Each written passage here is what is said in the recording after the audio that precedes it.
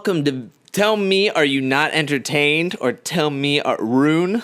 We're back this week with a brand new episode where we're going to be talking about love, friendship, and Mark Wahlberg. I'm your co-host, Andrew. And I'm Leilani. And for our first topic, we're going to put this one over to Leilani. What do you got for us? Well, this past weekend or so, I don't know if anybody is a fan of Drake and Josh. That was on Nickelodeon. I know Andrew was.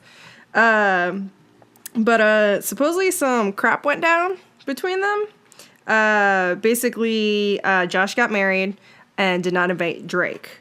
And because of that, Drake, well, he saw pictures on the internet of Josh's wedding. And then, Can you clarify which Drake? Because apparently there's two, and one's very well more famous than the other one. So I'm just letting you know. Just clarify. Let's clarify.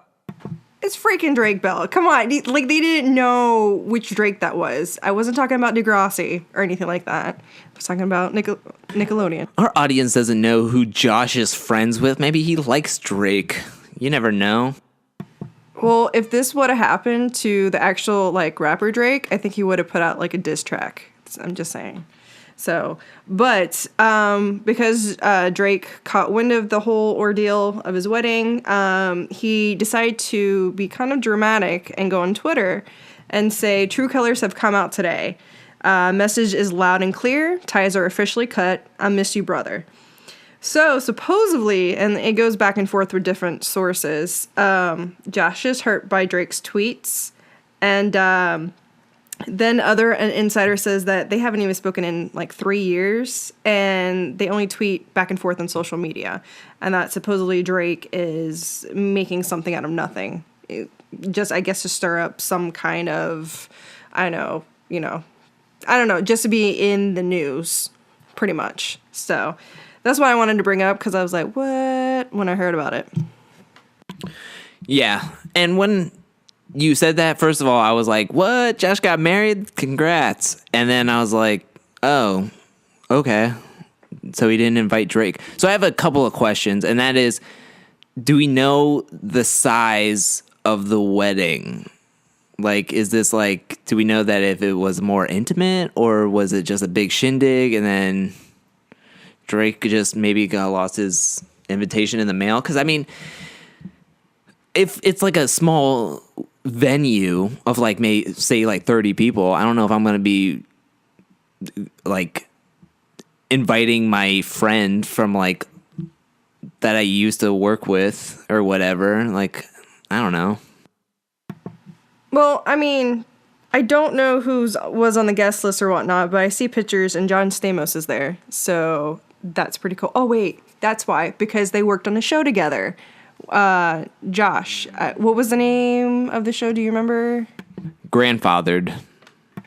That one. So that's kind of a blow to Drake if he saw these pictures of John Stamos, who just worked with him for, was it how many just one season or two or whatnot? I don't know how long it lasts, or just one.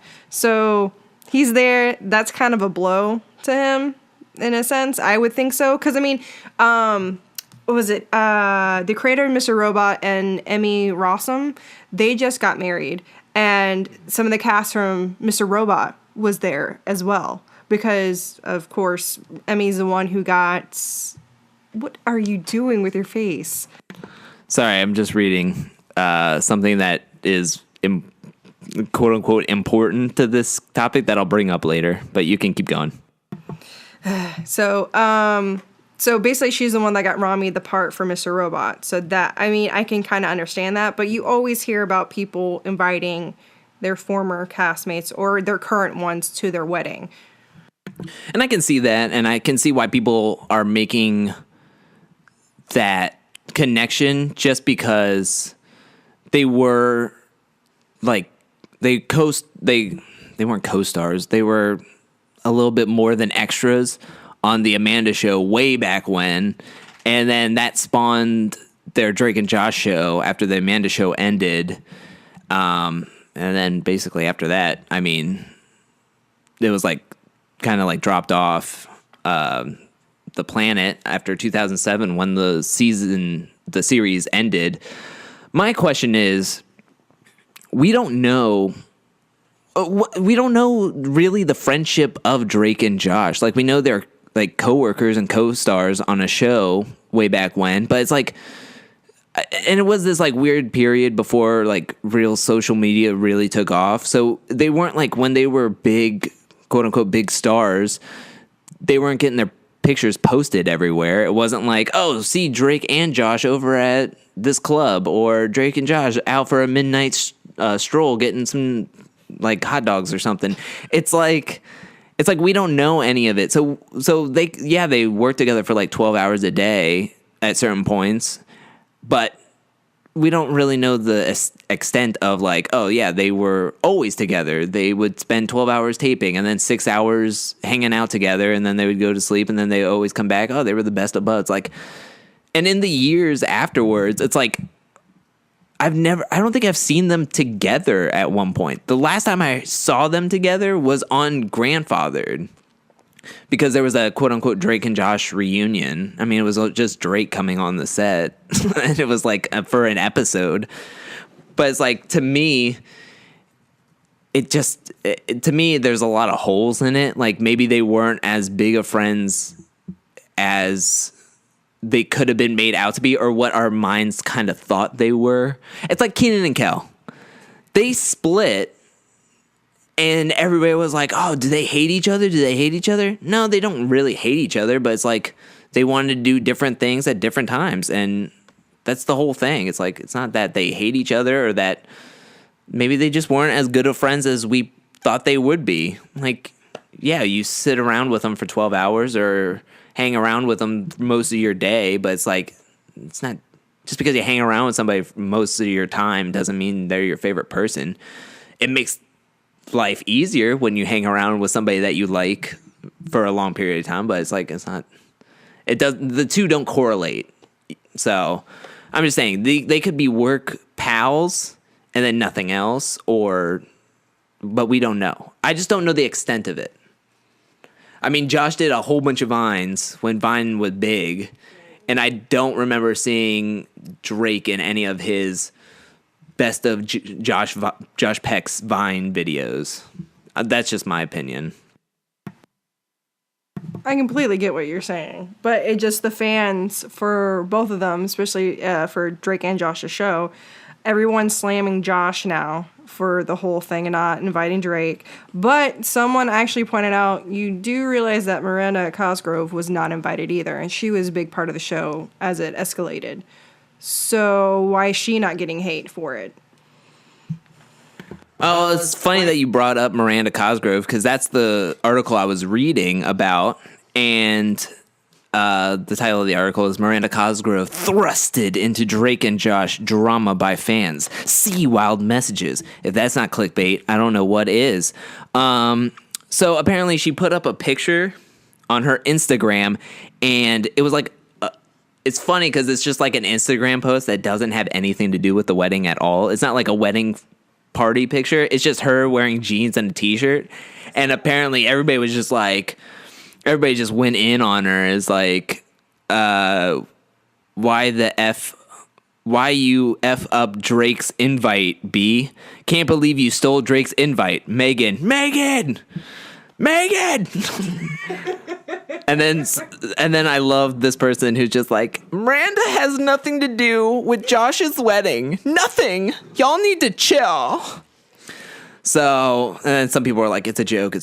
So it's like, it was all a joke. But to me, it's just like, yeah, okay, she was thrown into it. But to me, I feel like it's not really that big of a deal. To me, if I would have saw them more together on Vines or YouTube or anything else, like I was watching Dobrik. Do you know the YouTuber Dobrik? Danny Dobrik? I think his name is Danny Dobrik. He's very popular.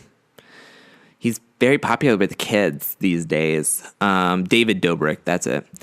I looked things up on the spot. David Dobrik, apparently he was a huge Drake and Josh fan. He blew up on Vine R.I.P. Vine, and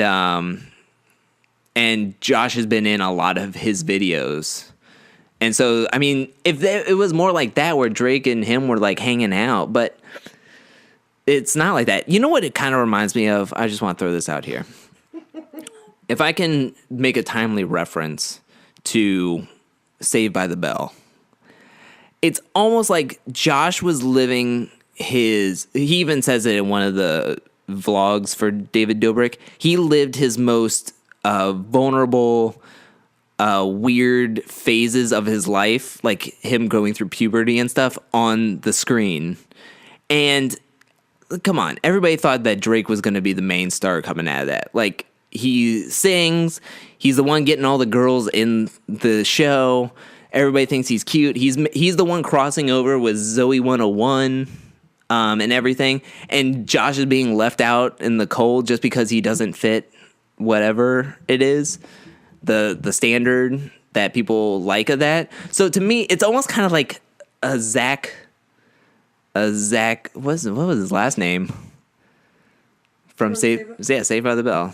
Zach Morris. It's like a Zach Morris mixed with a Screech. It just seemed like, oh, these two differing brothers. What are we gonna do? And it's like, we never saw them out together in the crossovers with Zoe 101. Like, Josh just wasn't like carrying, like, he wasn't a groupie to Drake's band or anything. It was just like, no, everybody thought that Drake was gonna be this big guy.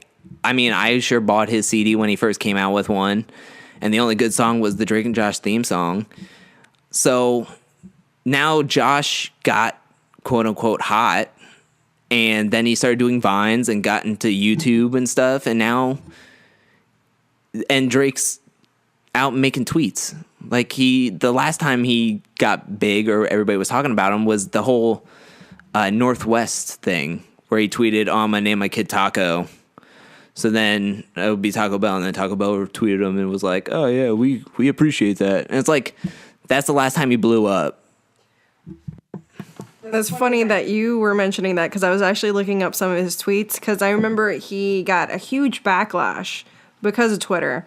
And one of them, besides, he has this thing where he just kept having to diss Justin Bieber whenever he could.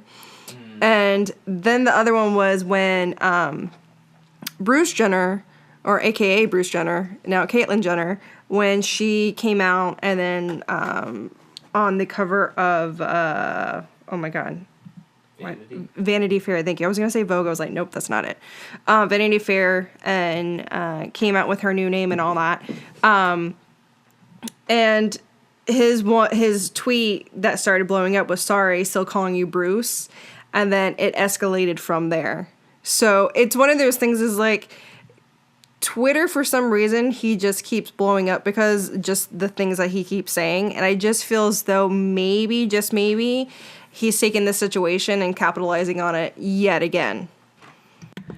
That's exactly what I was going to bring up. I think he's just capitalizing on it. Dagnabbit. That was my phone. For Duolingo, gosh, I haven't used that in forever. Wow. What languages were you trying to learn? I was trying to learn... Ooh, what's going on here? Okay. I was trying to learn Swedish so I could order the fish on Walgreens. Like, I could be Swedish fish. No, my friend plays basketball in Sweden, so I was like, oh, maybe I could learn... So when I watch her games, I could know what the commentators are saying. And, I mean, it just didn't work out. It's very, very... It's kind of difficult. Even though I should have started with Spanish. I took so many years of Spanish, and I can't remember anything. But anyways, I just think this is a huge publicity stunt. So going off of my point earlier, I mean... By George, I think we figured it out. Roll. You can call off the Scooby-Doo Detective Agency. So your point was just brought up that Drake capitalizes on Twitter. For some reason, he really put all of his eggs in the Twitter basket and was like, this is how I'm going to get back into the people's eye, Twitter. And then I just don't think they were as great of friends as we want to project on them. So if that's not if they weren't all that great of friends anyways, and then he capitalizes on Twitter, like, to get back into the limelight and stuff. I mean, hearing that Josh is getting married and not being invited to the wedding is the perfect scenario. Like, if they were acquaintances, I mean, that's still enough to play off of the people's minds that watch their show and be like, oh, I'm not going to be friends with you anymore. Like, first of all, he's being like an 8-year-old girl telling his friends over Twitter that, I'm not going to be friends with you anymore because you didn't invite me anywhere. Karen didn't invite me to the mall. And they got Orange Julius's. She knows I love Orange Julius's. And she, unforgivable. Unforgivable. She took Jillian. She said she hated Jillian. Karen, I'll make my own friends. Go to my own mall.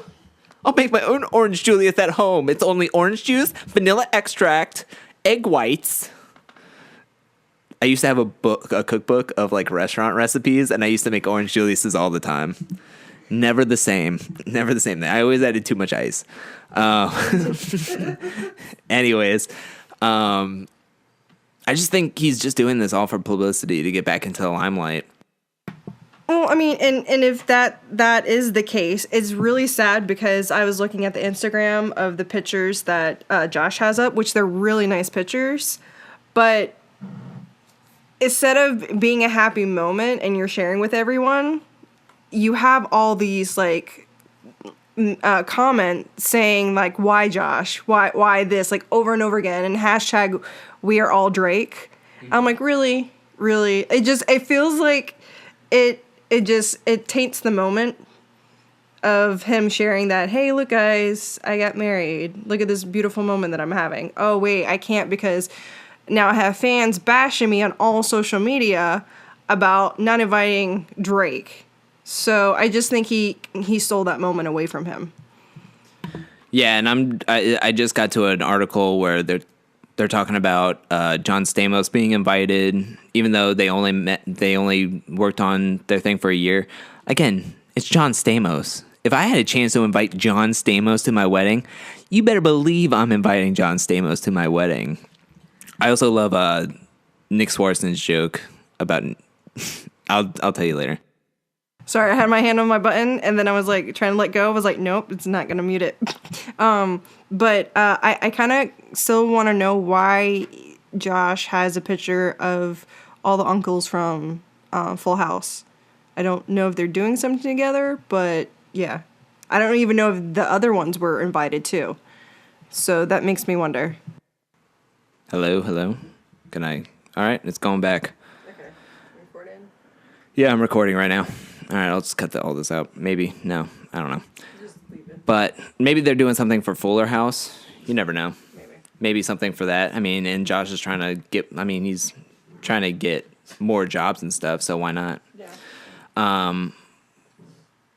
But yeah, I don't know. I mean, I just think this is all publicity stunt. I just saw that Josh has a Flaunt magazine spread coming out. And he's like showing off his 6-pack and stuff, so that's cool, I guess. But I don't know. I just think it's just completely all for giggles and stuff. All the stuff that they're doing. Josh who? Yeah, Smolders and photo shoot. Yeah, Jake is just doing photo shoots and stuff, and I don't know. You do your thing. All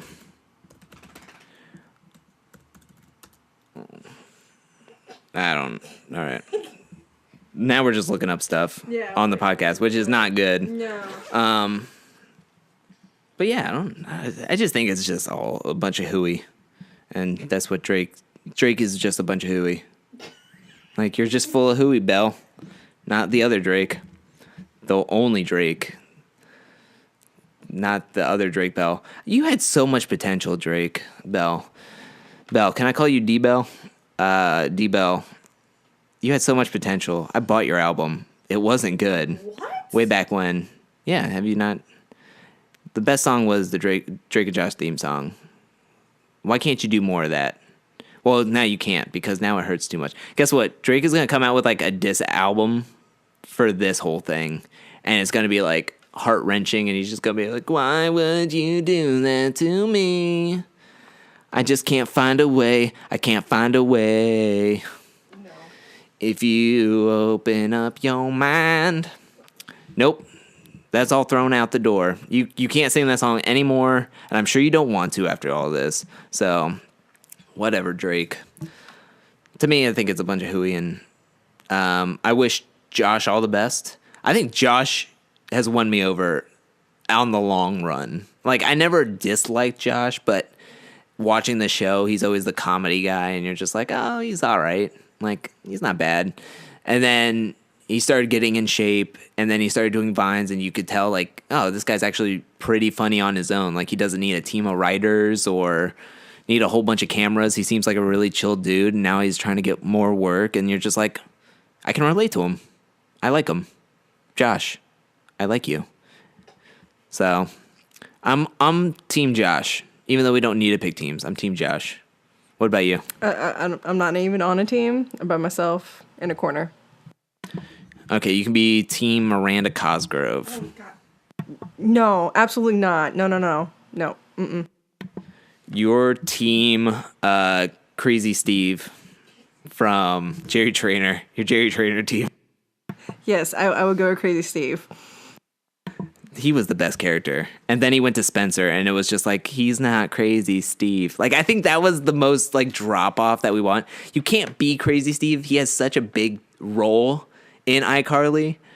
So for him, it's like, oh, yeah, I'm going to be... Like, people, at least in my mind, I'm like, oh, my gosh, Crazy Steve is going to be in this. That's going to be amazing because I just want that character all the time. And then all of a sudden you're like, I guess he can't be that character all the time. And then when you watch it as a kid, you're like, this Crazy Steve has long hair and he's not that crazy. And you're just like, oh, I guess I'll watch this. And then Jeanette McCurdy was doing all of her stuff. And it's like, get out of here. But anyways, but you know what isn't going to get out of here anytime soon? What? Is Transformers. Transformers 5 is coming out, well, on recording today, because we're recording this on 6/21. Transformers 5, The Last Night, is coming out. We're not going to talk about that. I only bring that up because Mark Wahlberg stars on the show, or the movie. And so I have a story about Mark Wahlberg. I did not meet him, sadly, Marky Mark, as I know you hate to be called, but you only let your true friends call you Marky Mark. Yeah, I'm going to tell you about the story. I don't know if I told you the story. Do you remember a story about Mark Wahlberg and myself? Again, I did not meet him, so this is just like an indirect story about Mark Wahlberg. So I'm just gonna tell it. Like, if I have told you, just let me know in the middle of the story. But I'm still gonna tell it like I haven't told you before. So back in college, my junior year, I'm doing only marketing classes and communication classes because I was a marketing major and a communications minor, which I really wish I could have done the opposite. I loved communications so much. Communications was the best. I loved all my communication class. I only liked 50% of my marketing classes. Mainly, I didn't like the marketing classes for the teachers. That's it. I liked marketing. It went well with communication. But so I went to different communication classes, and one of the classes was called persuasion. Again, I was like, persuasion? I'm going to learn how to persuade people. You don't know how weird people looked at me when they were like, oh, what are you taking this semester or something? And I'm just like, oh, I'm taking persuasion. And they're like, what? And I'm like, it's a college class. Trust me. They just didn't think it was real. But I persuaded them that it was. And I didn't even take a class. So I was already acing the test. There were no tests. all it is there was a book, and then we gave like lectures in the class, and then there was a big project at the end of the class about a time where we got persuaded to do something, whether it was whatever and whatever. So I had a great idea. Mark Wahlberg just launched his protein powder a couple of months ago called Marked. And I already did a couple of marketing demonstrations about it because I really liked it, and I really like Mark Wahlberg. So it's like, hey, anytime to talk about Mark Wahlberg, I feel natural in that. It's like, hey, have you seen this movie? Because he looks jacked in that, and it's all because of this stuff. So, I was talking about Mark Wahlberg's protein powder and everything, and so I was talking about it, and oh my gosh, tell them to stop. I'm sorry, my dogs are fighting, and it's very distracting with this whole Mark Wahlberg. So, thank you. Anyways, so where was I? Mark Wahlberg, GNC. Okay, so I was like, I'm gonna talk about Mark Wahlberg's protein powder. So everybody was going before me. I decided to go. My teacher did a whole like 2 weeks to present, for us to present our materials and stuff. So I was like, okay, I'll go in the middle of the pack. By the time the list got to me, I was in the middle of the pack. And I was talking to my friend. I was like, I don't know what to do for this.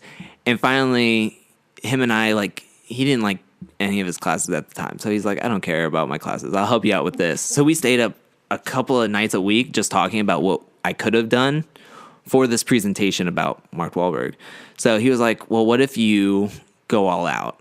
And I was like, what do you mean? And he's like, what if you had, like, he was like, is there an instrumental version to Good Vibrations by Marky Mark and the Funky Bunch? I'm like, there has to be.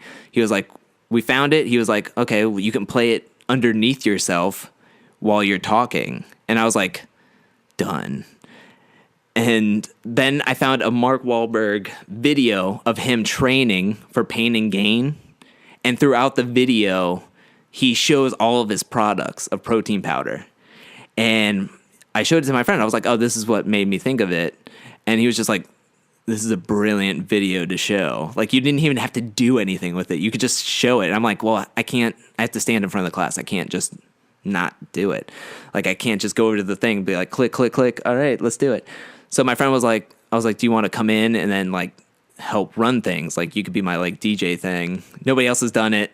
So you could do it for me. And then I look like a cool guy because I have everything planned out. And he's like, yeah, that's cool. I don't care. I don't have anything to do. So I'm like, cool. So I'm like getting ready. And then I have one idea in mind. Like, I have one very specific idea. And I don't know why I did this. But so there's iconic pictures of Mark Wahlberg. When he was young, he modeled Calvin Klein underwear, right? So I was like, I should work out a lot and then show myself in underwear next to the picture. And he was like, are you really going to do that? And I was like, I don't know, maybe. He was like, I have Calvin Klein underwear if you really want to do that. I was like, bring them out. I was like Jay-Z. I was like, bring them out, bring them out.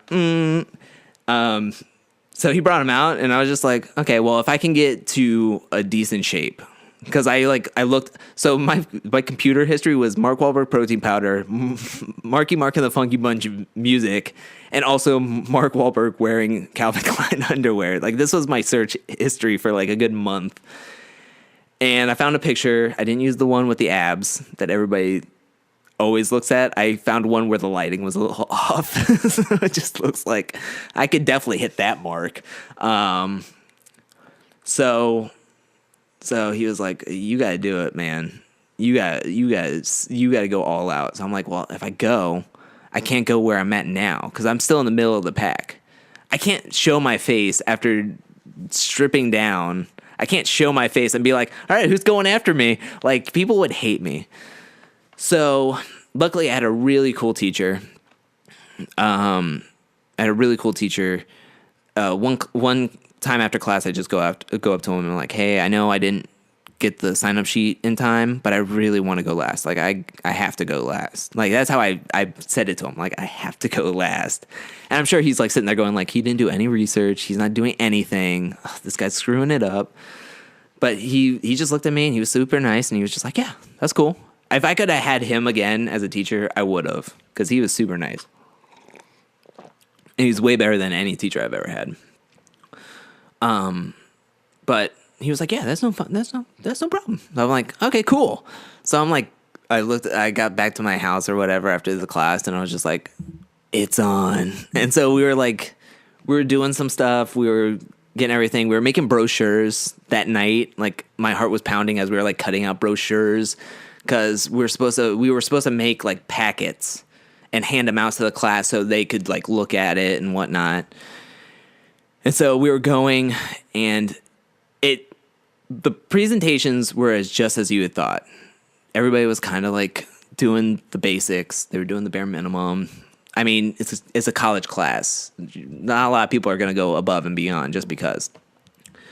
But the guy right before me, who initially wanted to go last, like, oh my gosh, like it was such a sad story that he was telling. He was like talking about his sister and how she dealt with like body image issues and stuff. And he like got up there and he's like, every time you look at a magazine, don't be persuaded. Like his whole thing was everybody was like, oh, I was persuaded to do this. And then his presentation was, don't be persuaded by this.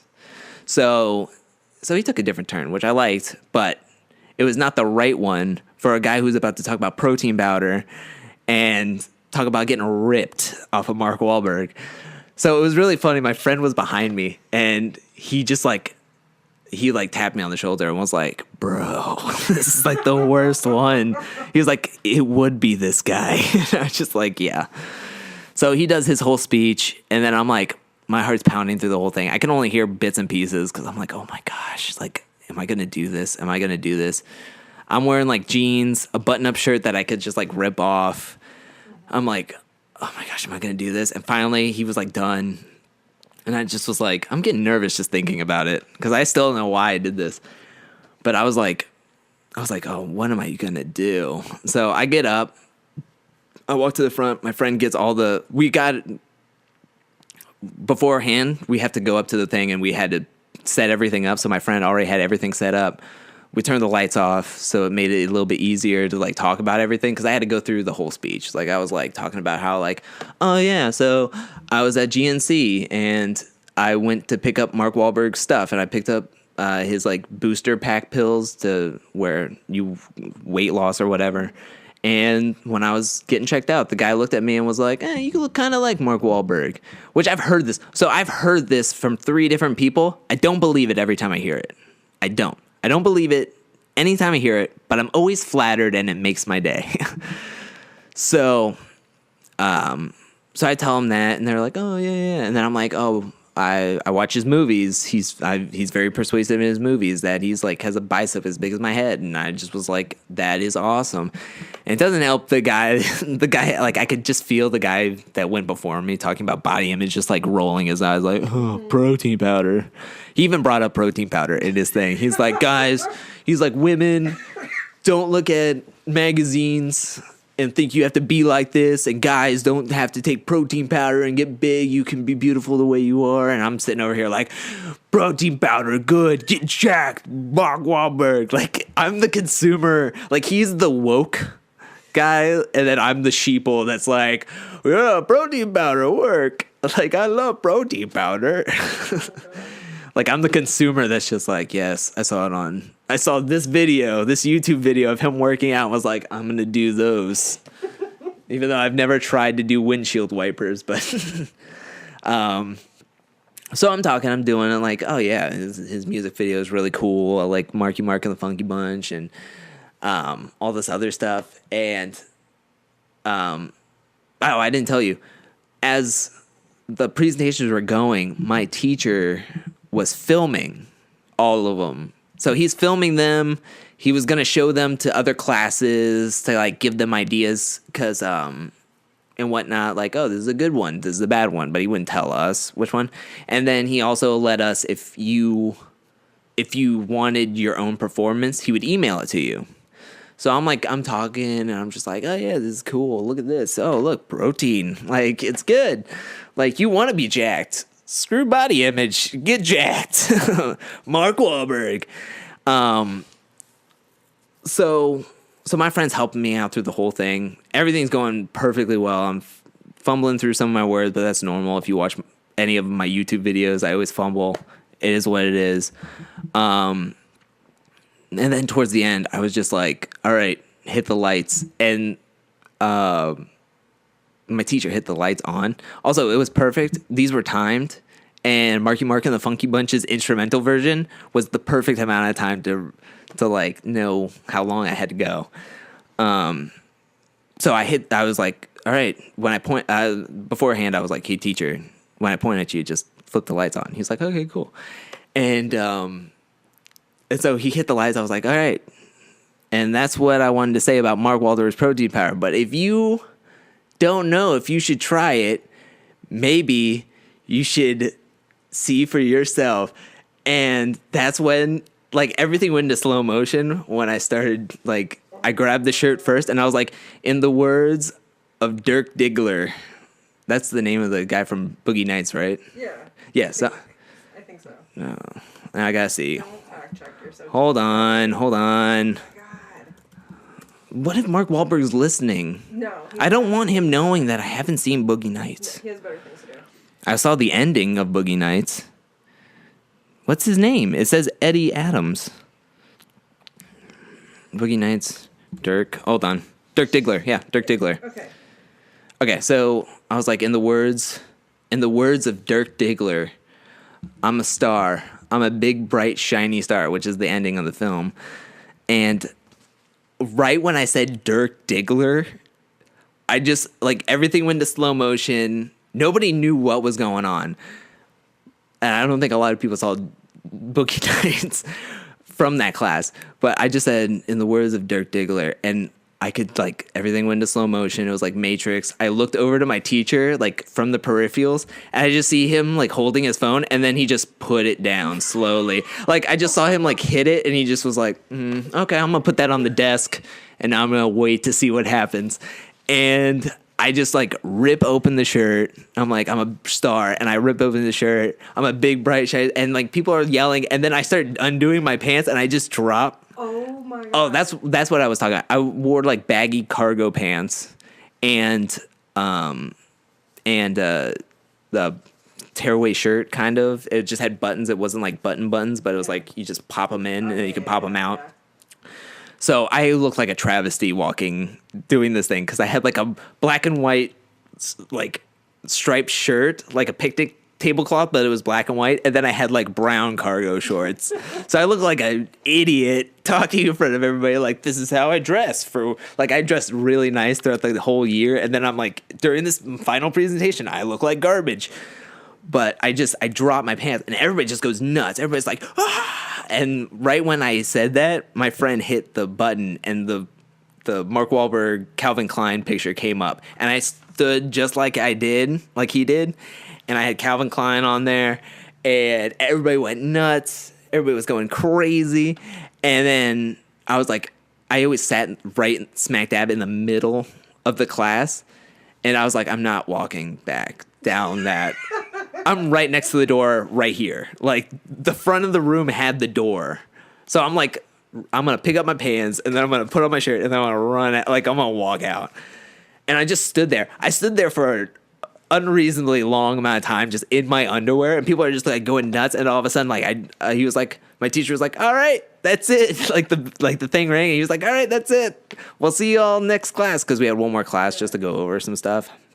And, like, I picked up my pants, I put on my shirt, my friend and I just took off, and just hearing the people, like, squealing as they were walking out in the hallways, and they're just like, one girl was just like, he's just standing there, like, he just stood there for a long time in his underwear. And I was like, I don't know, I'm sorry, I don't know the transition between, hey, here's here's me in my underwear. And then I'm just like standing there like, all right, I guess we're done. Like, I don't know what the time limit is for that. And so fast forward a week, we go back in there. We're all talking. People are like, oh, man, legend. That was so great. That was so good. And then one girl was like, I love your attention to detail because I saw he had Calvin Klein underwear and then you had Calvin Klein underwear. I'm like, thank you for almost looking at my junk. I mean, I appreciate it. But everybody wanted, they were like, did you record it? Did you record it? And my teacher was just like, I can't record one of my students getting naked and have that on my computer.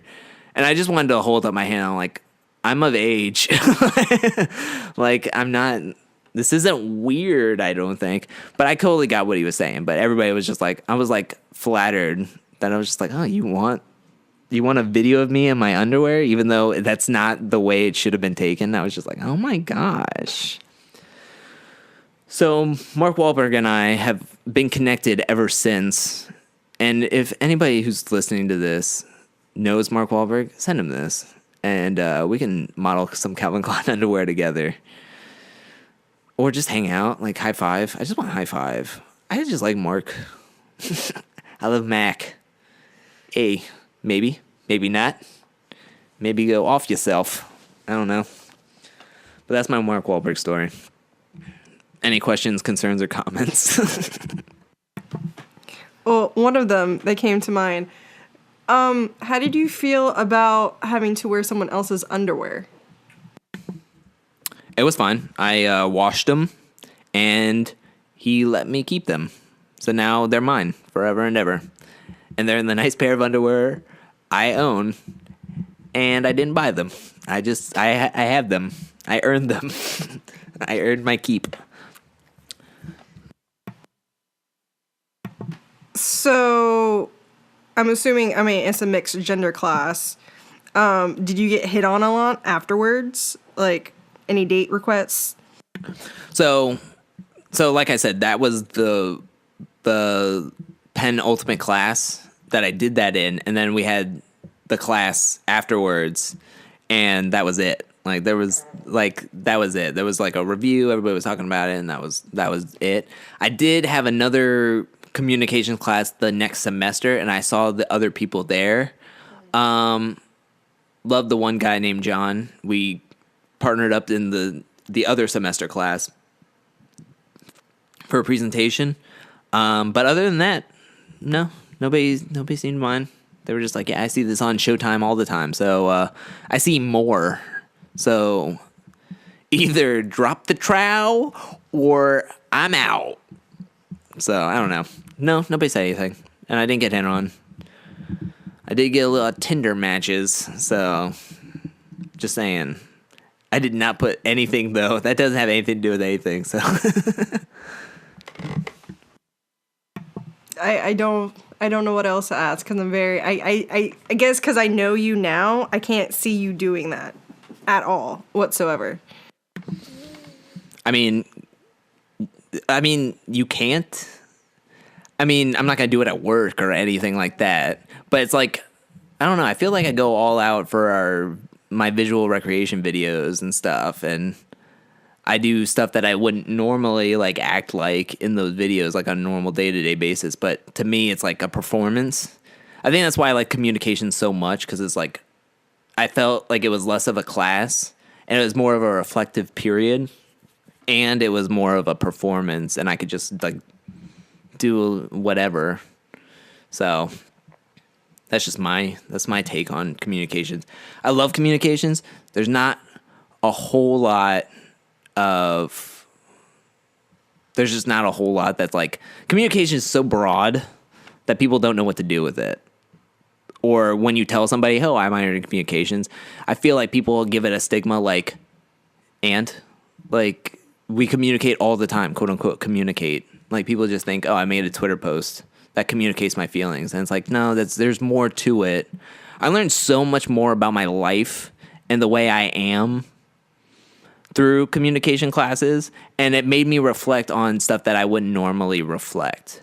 So that's why I like communication more because I felt like I got way more out of it. But if I could go back in time, I think I would major in communication rather than marketing. I love marketing. I don't mind it. It's just, it comes second to communication. So I assumed you like got an A on that project. Oh yeah, I got a big A. Big A. Yeah, I think no. I'm sorry. That was a history. That was my high school class. In my high school class, I did something very similar. I didn't get naked or anything, but I did something similar where I didn't do what I said I was going to do, and I did something completely different. And my teacher was going to give me like a 95 or something, and then he crossed it out and gave me an 100%, and I was the only 100%. And I felt bad because I totally bamboozled him out of that grade. So, but yeah, no, I got 100% on. I didn't get 100%. I think I got. I think there was a paper as well, so I think I got 100% on the presentation part, but less points on the paper because I'm just like, paper I can't get naked on. So, just like I slip a flip book of me, of me like doing a dance in the Calvin Klein underwear, just like flip it. And but yeah, that was mine. I don't know if you're interested in the high school story, but my English teacher made us do. We did a lot of experimental stuff with us. He did a lot of experimental stuff to see how it would go, and then he would put it with all the other people. Like at classes after us, he just built upon it. So there was this. So there was a project that he wanted us to do with soliloquies, where it's just one person just saying a lot of words, basically. And so he was like, we're going to be doing soliloquies. And at lunchtime, one person is going to get up on the stage. He got a stage and put it on the soccer field right next to the cafeteria where 4 grades eat at the same time. Like 4 grades. It was like 2 grades, but there was 4 classes per grade. Or 2 classes per grade, so it was 4 in total. So he was like, oh, we're going to... So at lunchtime, so you have your own class looking at this for a grade, but then you have the people from the other class that's in the same grade, but it's the other class that are friends with that are going to come out here, and then anybody else who really wants to come watch you is just going to watch you during lunchtime. And to me, that could be pretty kind of nuts, just being like, oh, anybody could do it. So... So basically, he's like, okay, well, you have to pick something. It has to be a certain length. I think it has to be over a page. And so he was like, you have to pick one thing. It can only be you. So you can pick a speech or something from a play. But if you pick something from a play, it has to be something that nobody else is on stage for. It's only you. So it's only the one person, and then you let it go. So basically, you pick whatever you want. One girl did Barbra Streisand's Bagel Time or something. One person did Martin Luther King's speech. One did Caesar Augustus. My friend Mark, who didn't know anything, he just dressed up in a sheet and then started walking around the crowd. He got off his stage and started walking the crowd. And my English teacher was like, what is he doing? So finally, it was my turn. And you would appreciate this. So Linkin Park's 1,000 Suns came out around that time. My favorite song on that album at the time starts off with a speech by a guy who's talking about robots and robots coming at you. I have no idea what the song is, but you know the song I'm talking about, right? So I'm like, oh, I'm going to do that speech. And I found the speech. It's so long. It was like 6 pages, and it's like dense. Like 6 pages of like no spaces. There's like full paragraphs. And I was like, I'm going to do it. I'm going to commit this to memory. I spent 5 days trying to figure it out. and I still couldn't get past the first page. I'm like, there's no way I'm going to, like, if I do this, I'm going to be completely screwed. So I had like 3 days. It was Sunday before I had to go. I had to go like on a Thursday of that week, but that Sunday we had the last swim meet of the year. So me and my friend Jeff were just like sitting around. We were eating lunch at a mall before the finals at the end of the night. And so we were like, what to do? So I found a radio station up in Michigan who just like did a whole bunch of talk radio. It was basically talk radio. But there was this one piece that I found that was so funny. It was so funny. They were talking about, I don't know if you know Orange Juice Jones. So there's a song called The Rain, I think it's called. Orange Juice Jones, yeah. Orange Juice Jones, Oran, O-R-A-N, Juice Jones, The Rain. And in the song, he has a diatribe. So basically, if you don't know what the song is, first of all, go watch it. It's one of the best videos you'll ever see. If you could find the radio station that talked about it, it's even funnier because they talk about the diatribe. So the diatribe, basically the whole thing is Orange Juice Jones is following his girlfriend around in the rain, of course, and come to find out she's with another dude. She's like walking around, like hanging out, and like, but she doesn't know like Orange Juice Jones is watching her, and so like he's like following her for a little while, and then he sees them kiss, and then he's like, I'm gonna go back home to our home. So he goes back to the home. He's like taking all of her stuff out of the closets and putting it in bags and all this other stuff. And she comes home, and then he's like, oh, hey, baby, how you doing? I got some warm hot chocolate on the stove waiting for you. Just sit down. I get this. I got you. So what'd you do today? Where'd you go? Who'd you see? And then he goes into this, well, you gotta just shut your mouth because you're cold busted. I'll whip out the Jamie and flat bastard. Like, he's just like, he goes off. Like, so basically he's like, you're just lucky that I didn't like stop, like come up to you while you're in the like walking around with this guy and whip out the Jamie and flat jam bass the both of y'all. That's an actual line. And so he's like talking about how he's like, oh, I bought you blue diamonds, I bought you handbags, I bought you things you couldn't even pronounce, and all this other stuff. And he's like, you gotta get out of here. Go on, take those hush puppy crumb cake shoe wearing crumb cake I saw you with, because you out of here. I'm just a squirrel. You're just a squirrel trying to get in a nut. Me without you is like cornflakes without the milk. You're messing with the juice. Like, that's how it ends. It's amazing. Me and my friend, so I didn't show him the music video. I showed him that diatribe because the radio station does it, and they talk about it. They pause it. They talk about it, and they keep going, and it's just super funny. We were dying laughing, and I was like, man.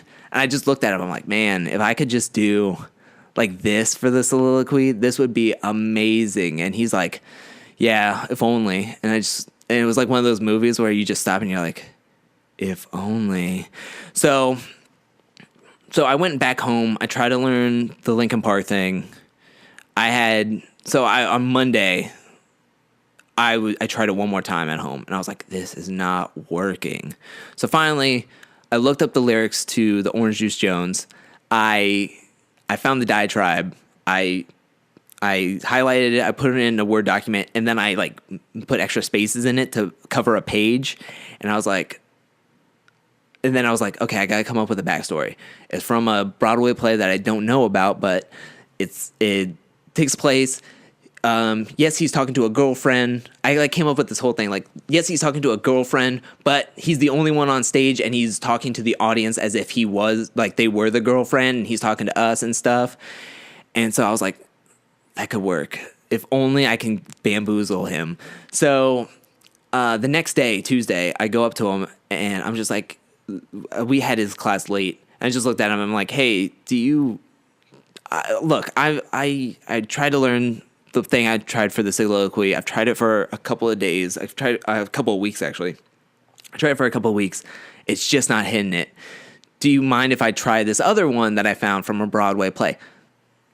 I had as you could tell from my previous statement, I had this whole line of thinking done. Like, oh yeah, I'm gonna have to do this and this and this. And he goes, and like I was about to try to sell it to him, and I just went, do you mind if I do this other thing? It's a soliloquy from a Broadway play. And he goes, yeah, just know it by the time you go up. Like, I didn't have to say anything. He didn't even want to know that the play's called or whatever. So I'm like, sweet deal. So I just decided to leave. So I left. I went home. I learned basically the whole diatribe that night, but I was already listening to it for over a week anyways. So I was like, all right, so I know the thing.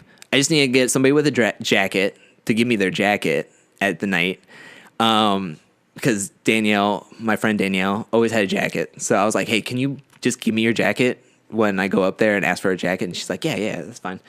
I even borrowed her because Danielle is African-American. She had a lot of chains and big medallions of basketballs. If you want to shut the door real quick. She had a lot of chains and basketballs, medallions and stuff. So I was like, oh yeah. So I was like, hey, do you mind if I borrow those? And so I made a huge production. He talks about cutting up credit cards. I cut up Yu-Gi-Oh cards and put them in my pocket. He talked about I took every dime. I took back every dime I gave you. I had dimes only in my pockets, which only helped to the crowd because I just threw them everywhere, and everybody was just like, dimes. I was like, what am I, in peasant country? Like, why is everybody going off on these dimes? He talks about jewelry, a bunch of jewelry, and I just pulled out all the chains I had from my friend Danielle and everything. So I just I was making this, like I went all out. The problem is, I messed up 2 lines. And he said, every time you mess up a line, I'm going to take a point off. So I went nuts. Like, I went all out. Like, I was just like, I flat jab back to both y'all. And doing all this stuff. And he was just like, everybody was like, oh, this is like, I got a round of applause. And everybody was really excited. And I was just like, hey, cool, what's up? And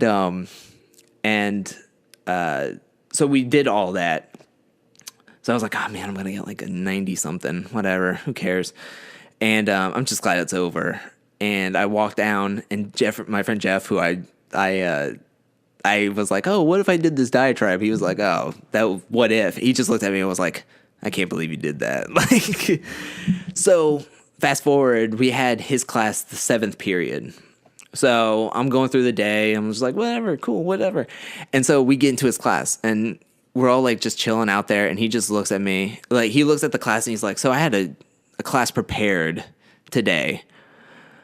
But I just wanted to say, I was blown away by Mr. Angel Cake, because he called me Angel Cake, due to circumstances on a swim team thing. I couldn't beat my friend Thomas, who's been swimming since he was 5 years old, competitively for 5 years old. So every time I lost, he's like, oh, you can't, if you beat him once, you'll earn back the man in Angel Man. But for now, I'm going to call you Angel Cake. So every time he looked at me, he'd be like, Angel Cake. And I'm like, Harrison. So